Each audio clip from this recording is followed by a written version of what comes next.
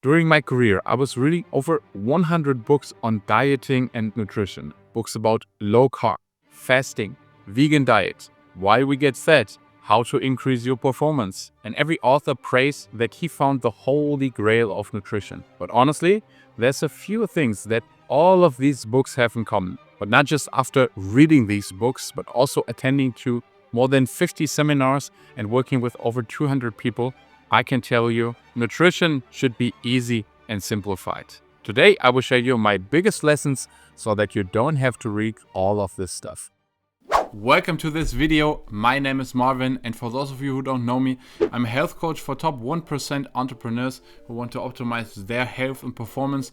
And if you want to learn more about training, nutrition, supplementation, medical testing, and biohacking, then subscribe to that channel. And if you think political discussions are emotional, then you never went into a discussion about nutrition. Because if you want to tell someone that eating oatmeal for breakfast is maybe not that beneficial, you get yourself in real danger. That's, for example, why I do jiu-jitsu, to just defend myself if I'm consulting people. But that's why nutrition is such a heated and difficult topic. But actually, it's pretty simple. Of course, nutrition is highly individual, and yes, it takes a little bit of time to find the right diet for the individual needs. But there are principles that apply for everyone. So I broke down these principles for you to give you the 5 main lessons that all of these nutrition books have in common. First principle: eat whole foods and real foods. For example, there was this famous game changer documentary on Netflix about the vegan diet. By the way, this documentary is full of false claims, so I don't recommend watching it. But there was this really interesting example that they made. They took a group of professional football players and switched them from the standard US American diet to a vegan diet. And all of these football players reported, at least in the first weeks, that they feel much better, more energized, better digestion. But this was not because of the vegan diet.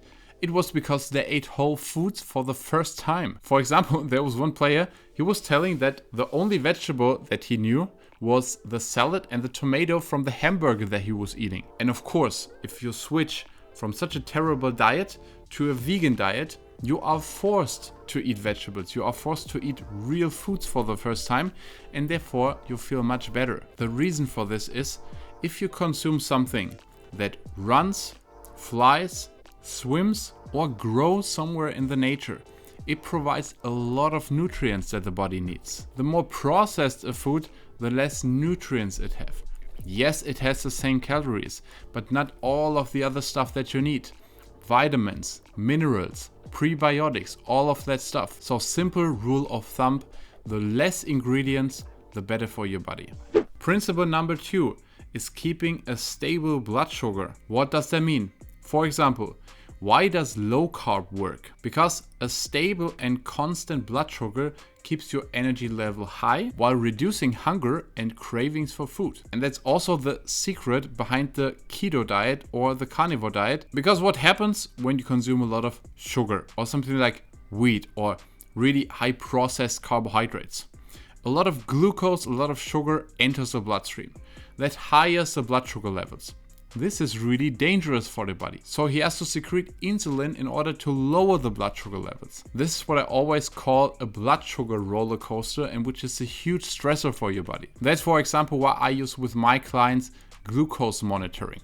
So a simple and small device which measures blood sugar for 24 hours per day, and therefore we can see how different foods are tolerated, which foods cause an insulin spike or blood sugar spike, and which foods keep the blood sugar more stable. Principle number 3, your gut is your second brain. One simple question to determine if your diet is right now appropriate for you is, how is your digestion? So is it first, on time, like a German train? Okay, to be honest, trains in German are actually not that on time.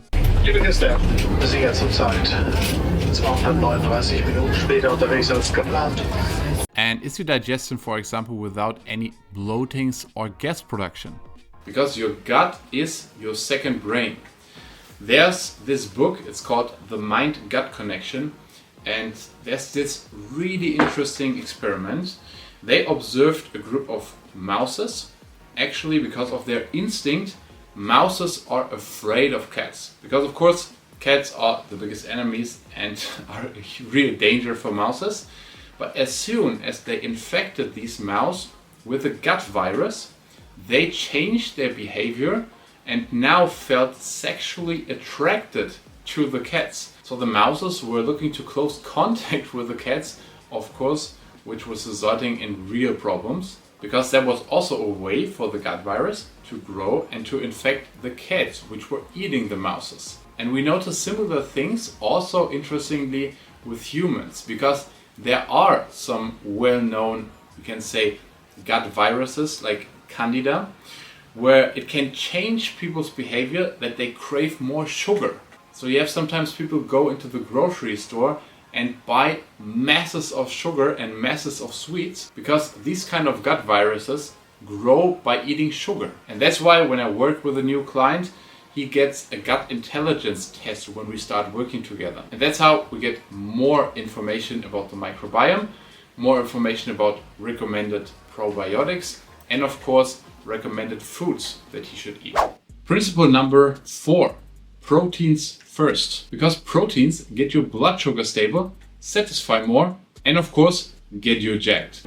Come on! When you're doing sports, when you do maybe resistant training, you want to maintain a lean physique or want to build muscle, I recommend 1 pound per kilogram of body weight. So that means when you are 200 pounds heavy, unless you are extreme obese, I recommend eating 200 grams of proteins, ideal from a high quality source. That means fish, seafood, meat, and in addition, dairy products, something like lean cheese or cottage cheese, for example. And if necessary, protein powder from either rice protein or whey protein.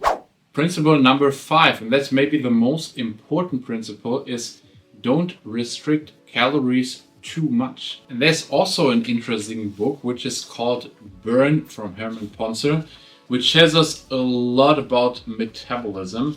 And they have this interesting study. So they enrolled men and women who never exercised before into a 1-year exercise program.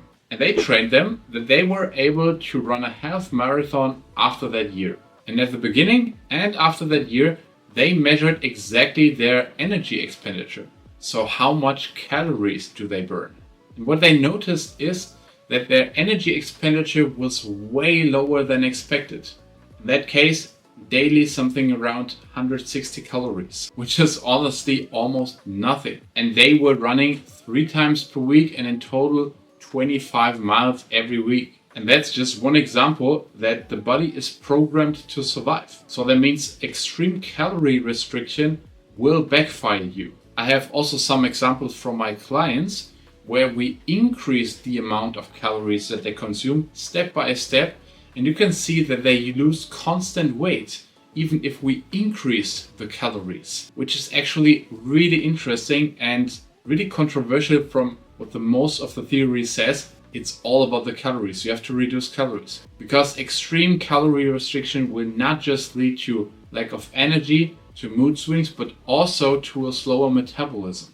Yes, there is a point where you can reduce in a controlled way the calories in order to lose weight or especially reduce your body fat percentage. But fact is, too much calorie restriction over a too long period will backfire you. That's it for today's video. I hope you like it. If you got some value out of it, give it a thumbs up and subscribe to that channel if you want to learn more in optimizing your health and performance.